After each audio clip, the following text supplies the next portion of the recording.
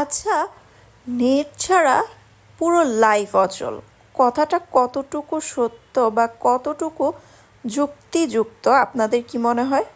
কথাটা যেমন পুরোপুরি সত্য না, তেমনি আবার পুরোপুরি কিন্তু মিথ্যাও না।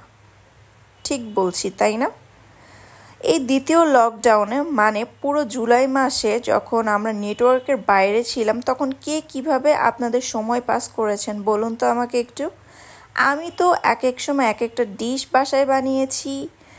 দেন বাবু, আমি এবং তার বাবা মিলে বিভিন্ন রকম মুভি দেখেছি। এরপরে বিভিন্নভাবে লুডো খেলেছি। দেন তার বাবা আমি মিলে অনেকক্ষণ আমরা নেটওয়ার্কের বাইরে যেহেতু ছিলাম, আমরা বিভিন্নভাবে সময় পাস করেছি, অনেক গল্প করেছি। আসলে মোবাইল থাকলে আমরা কিন্তু সম্পর্কের মানেটা খুব কম বুঝি, কিন্তু যখন মোবাইলের বাইরে চলে আসলাম তখন আমরা অনেক কিছু নিয়ে গল্প করেছি, হেসেছি, খেলেছি, এমনকি আমাদের বাবুকেও অনেক বেশি টাইম দিয়েছি। এবং এক পর্যায়ে আমরা চলে গিয়েছিলাম ছাদে।